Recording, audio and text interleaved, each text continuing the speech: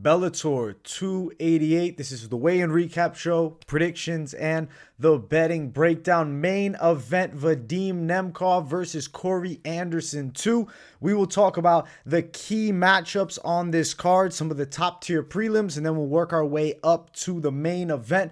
Make sure you guys smash the hot of the like button. If you're new to the channel, subscribe. Turn those post notifications on and make sure to share the video as well. And let's jump into the first fight we're going to be talking about. Killys Mota versus Jairo Pacheco. Listen, I think Killys Mota is going to be way too much for Pacheco here. He's nasty as hell in the clinch. He has good kickboxing with knockout power in his hands, and he's fought good competition. Austin Hubbard's a name. Yeah, it was a loss, but that's still a quality name. Beat Mandel Nalo, fought Derek Anderson, fought Dan Moret. This guy's been in there with quality talent throughout his Bellator run. I think he's going to do very good work here against a guy, in my opinion, who's talented and skilled, but not ready for the big show. When I see Pacheco's style, I see a guy who's comfortable out of both stances, good kickboxing. I kind of feel like he might get caught over the top by hooks from Mota. Doesn't really have the high level experience, but looks like a good fighter. Finds straight shots down the line pretty well. Solid grappling base too.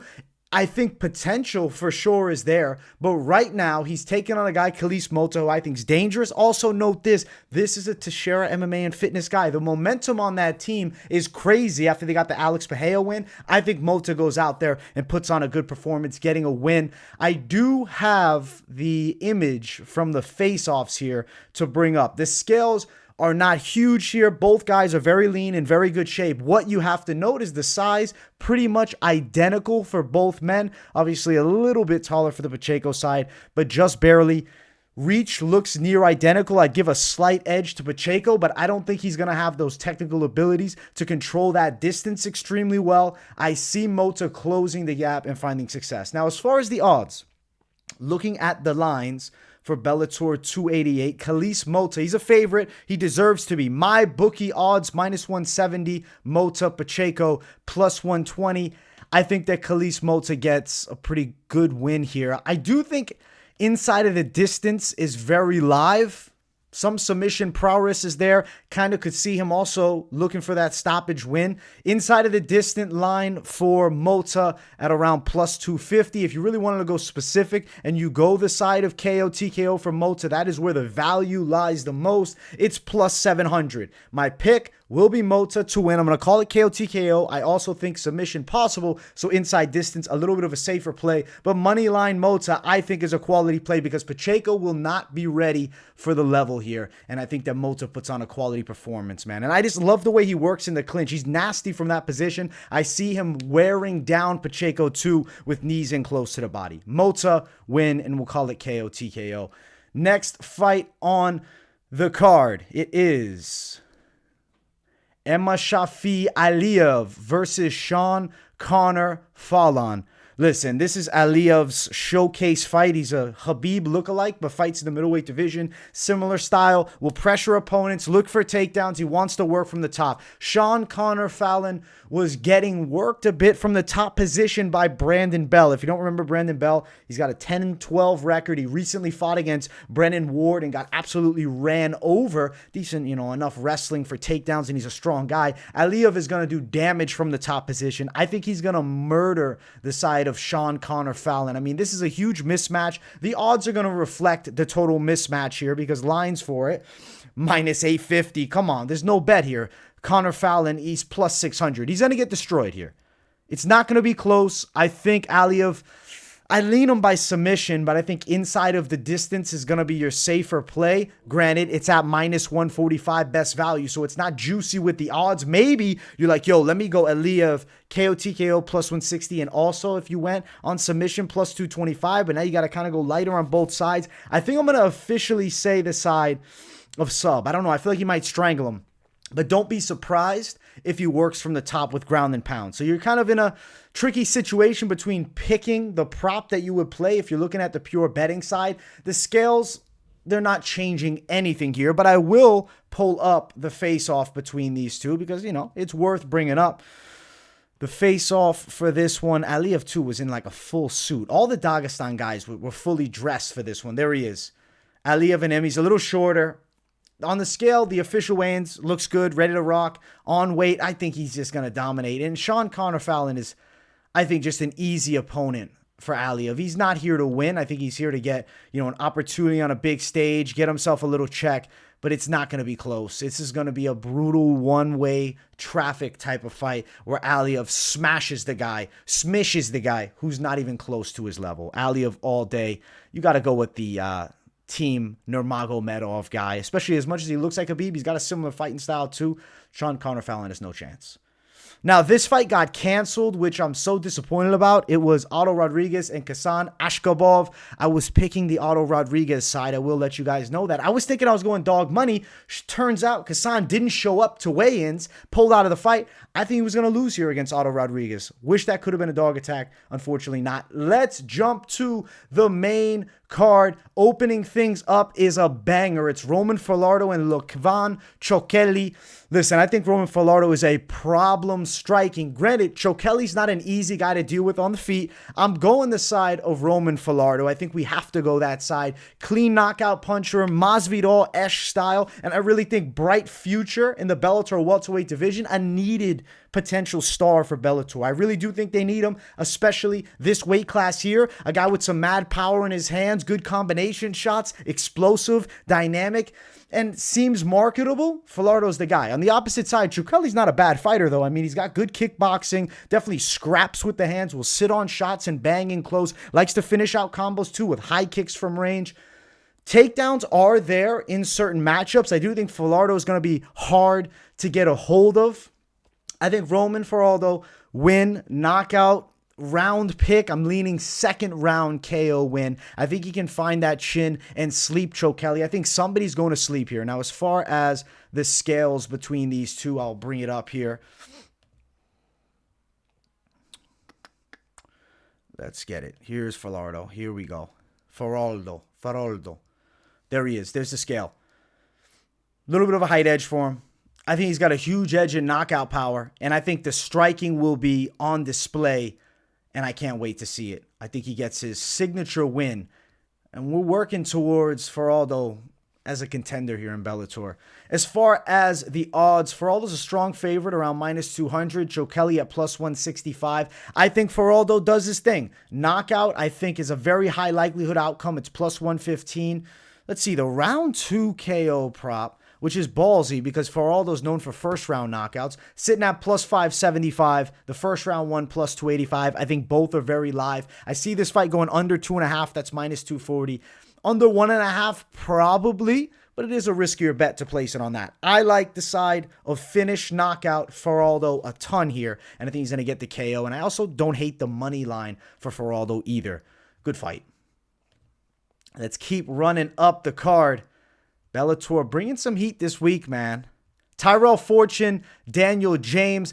I love this matchup right here, and it's a weird one to pick because Daniel James has a lot of experience in mixed martial arts. Granted, he's going to struggle against a good wrestler like Fortune. Granted, Fortune's a lot shorter. I do think he will be able to get the big man to the floor. I don't think Tyrell Fortune is going to embarrass Daniel James. Something that I've seen from Daniel James is the guy is tough as hell. He's got power in his hands, not bad takedown defense. There can be moments for Daniel James. And at 6'6", he's a problem in the heavyweight division against a guy like Fortune, who, yes, has good wrestling, decent enough striking, but on the smaller side. I'm picking Fortune to win, and I'm going to say decision. But betting side, I think you got to go the Daniel James. Now, if you look at the scale for this one right here, let's see Fortune. Let's see where he's at. James versus Fortune. Look at this size discrepancy between the two guys. It's big. It's major. There's a solid height difference here. Daniel James has got some decent power in the hands. I don't think he's going to get the win, though. But odds-wise, big heavyweight, finishing ability, maybe worth throwing down on because I'm probably not playing Fortune at -300. I just don't love it. In this matchup where he's at a size discrepancy, weird shit can happen, especially Daniel James he's 40, yeah, I know, but this is his moment, man. This guy's been around. Look, he's been fighting in Russia, beating Russians, beat UFC vet Rafael Pessoa. He's not a bad fighter. He looks like the freaking Predator. They call him the American Predator. He looks like it. Dangerous guy. Live underdog. but not going to be the pick. Odds for the matchup, as I said, you're going probably the side of, his fortune of the pick, but James maybe by knockout would be your bet, plus 500. I don't know. I'd like to see it even wider, but at plus 500, it's not terrible. James by knockout. If he wins, it's probably KO. I don't know. I don't see him locking up a choke on Fortune. I could see him pounding him out with shots, catching him on the chin as Fortune's looking to wrestle. I'm picking Tyrell Fortune to win. Betting side, maybe go James KO. If you wanted to go money line, Tyrell Fortune, just note he's at a big size disadvantage. Could be a little bit of a risk. We got to respect this veteran coming in. This is his big moment. I don't think he's live here, but Fortune to win by a decision officially. Let's get to the featured bout of the night. Daniel Weichel, Timur Khizriev.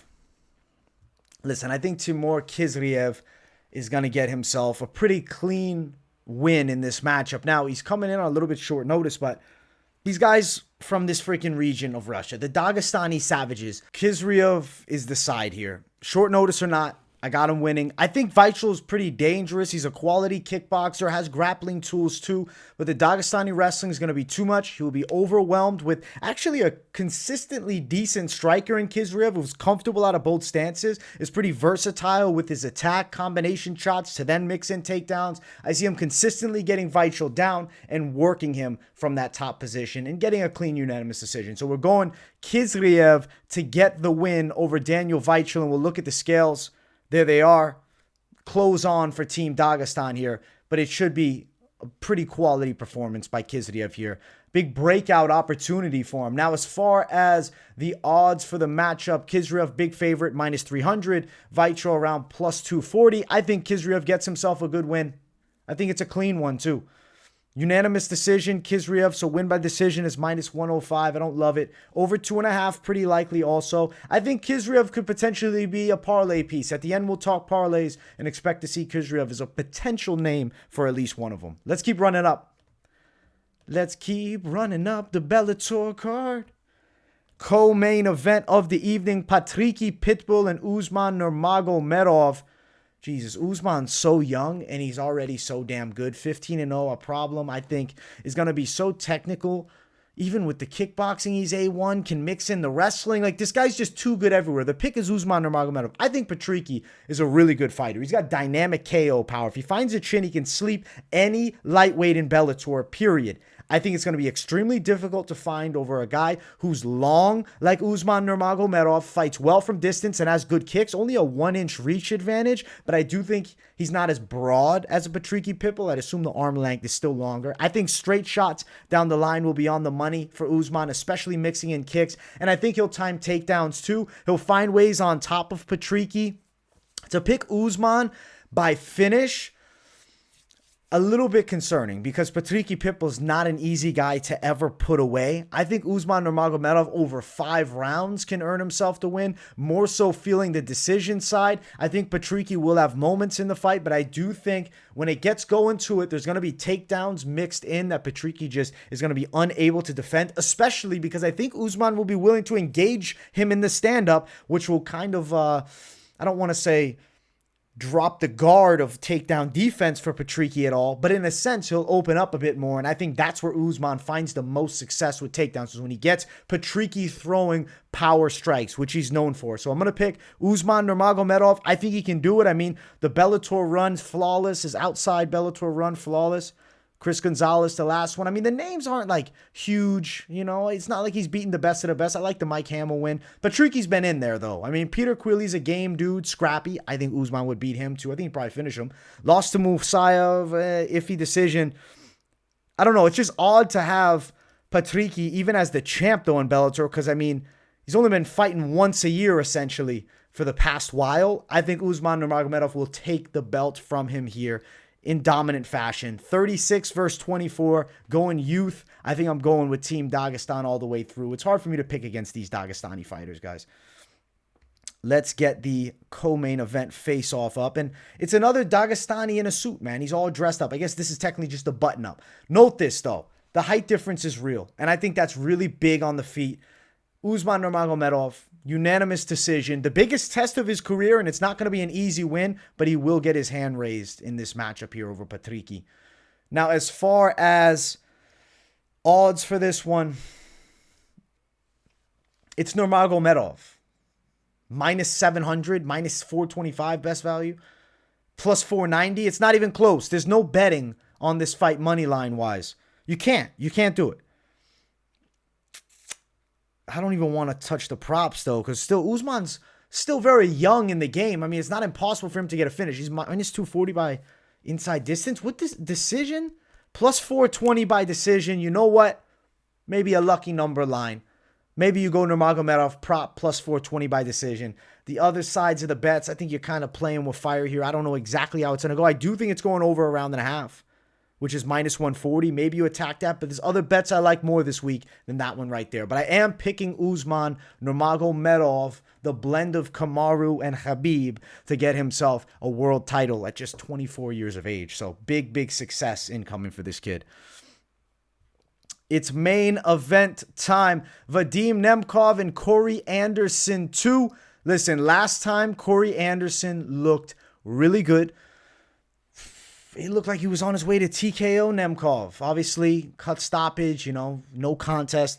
It is what it is. The fight game, shit happens. I think this matchup here, Corey Anderson gets himself a major world title. I expect the wrestling to be a problem, but actually the fact that Corey Anderson is so athletic and powerful striking makes his wrestling all the more effective. To me, he looks better than ever here in Bellator, and I really think that he's one of the best light heavyweights on planet Earth right now. And I think Corey Anderson can get a clean win over a Vadim Nemkov. I think he's going to mix in the wrestling with the stand-up. Nemkov will tire, and Corey Anderson should look towards third, fourth round, KO, TKO with ground and pound. I think he wins a major world title, which is huge for Corey Anderson, who's been in the game forever. Ultimate Fighter winner. Corey Anderson finally getting the big moment here, and he's getting $1 million with the win.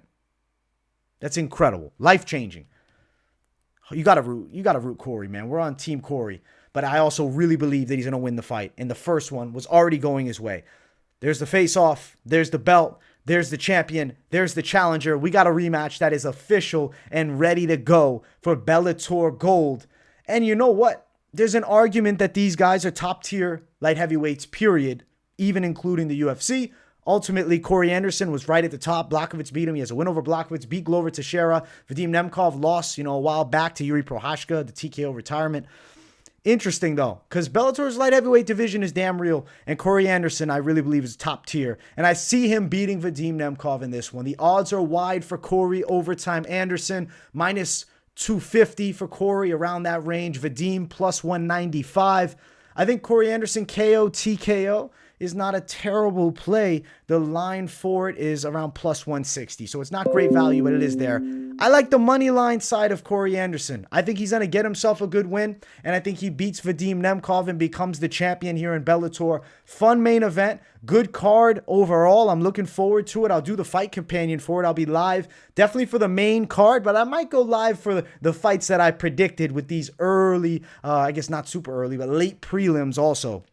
Now, I do want to bring up some of the parlays to play. How you going to mix and mash it here? Now, I know on the prelims, there's a lot of guys, and I'm not breaking down these early prelim fights because it's just, lower tier MMA, guys on the come up. And you see the odds, you know the way these matchups are meant to go. And I believe that pretty much the vast majority, at least these ones I'm pointing at, Sullivan Cauley for the win. I think that Jordan Newman gets the win. I think Lucas Brennan gets the win. Like these huge favorites all the way through and through. You kind of know the way the fight's going. Archie Colgan, another one. Too wide to bet on, so that's why we also didn't really talk about it. I want to bring up, though, in the parlay section, value mixed with consistent winners. I don't want to just be telling you guys to bet on new blood in the game. I think Corey Anderson, consistent winner, a guy that you can bank on in this one to get himself to win. Roman Faraldo, I do think he's going to win. But it's Levan Chokheli's the biggest test for him. A guy that I really like to win is Killys Mota. Corey Anderson, Killys Mota, it's about plus 140 value if you're thinking of that one. I do think it could be a play. You want to add in a little spice, you go Roman Faraldo. You're bringing yourself to that plus 260 range. Aliev, you can't add him in the line barely. He's way too wide of a favorite in this one. Now, Timur Khizriev, you could add him in, but you got to note, I mean, short notice, fighting a game vet like Daniel Weichel, but at plus 365, I think it's happening. I think this right here is a proven enough fighters parlay. Like, these guys, I really think have the experience to win. I'm expecting them to win, and I'm willing to back these guys with some cash. I like this 4-fighter play a lot. I do think it can come through. There's some interesting matchups here in Bellator. The live underdog of the week, it got to be Daniel James. I was going Otto Rodriguez as the Bellator dog of the week, fights off, and it seems like you're going to see these Dagestani favorites do their thing here with this card. Ultimately, be cautious with your bets. Have a blast watching Bellator 288 and join me for that fight companion so we can enjoy it together. Much love, my people. Make sure you smash that like button if you haven't. If you're new, subscribe. Turn those post notifications on and make sure to share the video as well. Thank you all so much for watching. And let me know in the comments too what you think of the picks. I will see you all in the next one. Peace, everyone.